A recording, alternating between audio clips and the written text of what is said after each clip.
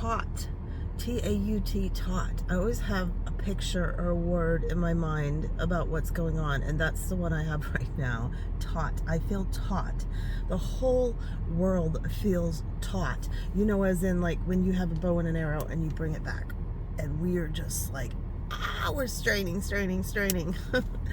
You know what I think is going on right now? I have been my whole damn life really working on myself, but most especially these last 10 years of my life when I've been doing the Divine Feminine app and meeting so many women and organizations and really seeing a different way to live and a different culture that we can build. And you know, it's when I make changes in my life, what I see is healing is not just you flip a switch and then you're done and great and you go on. What happens when you make a change, everybody around you reacts. And, you know, 2 husbands, 4 kids, I would change something about myself, and instead of it being a lovely thing, they would do whatever, you know, accompanying behavior even more strongly. That's what's going on. You know, we have this large group of people who don't want to talk about it, are not paying attention, trying to go along with life as normal.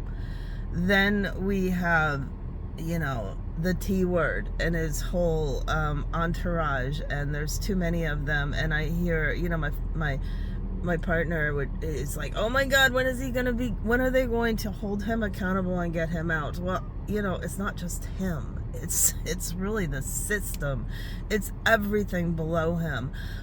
You know, my entire life, I've never really been too fond of billionaires because I always had the thought that if I had that much money, I would want to do good with it. How can you have $400 million yachts when people are starving and don't have homes?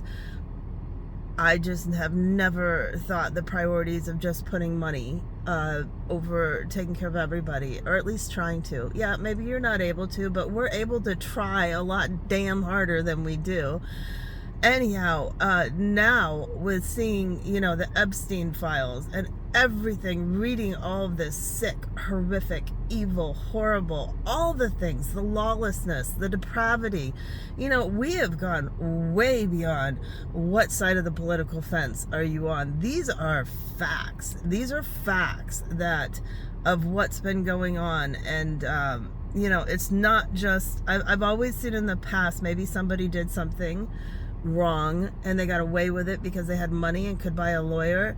But what I had never realized till now was how deep this was. It's not just one thing. There are people, and there are so many of our elite that have known about, and maybe they didn't participate in you know, these horrific things with 9 and 10, 11, 12, 13-year-old boys and girls, but they knew about it. They knew it was going on, and they turned their head, and that's just as bad. Just as bad.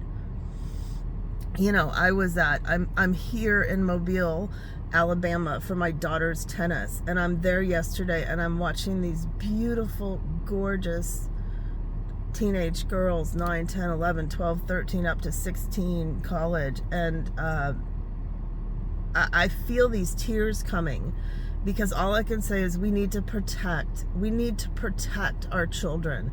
And these people thought of children the same way they think of the whole goddamn world, that they are commodities to be used and abused and thrown away. Needs to change. And then it's really hard, I know, to keep positive and focused, but I go on to other videos. I'm staying aware of what's going on. You better be damn sure I'm staying aware, and I am going to, when they all get held accountable for these things that they have done, and I see them at the press conferences, you know, bald out lying, and nobody can debate that. They just think this is the way the world is. It's not gonna be that way. Third group of people, Minneapolis, I see them singing to ICE. It's not too late. Join us. Singing. Crowds and crowds of people singing.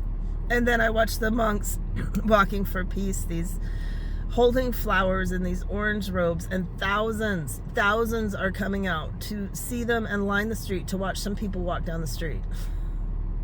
That's how much we all want peace. Who wouldn't?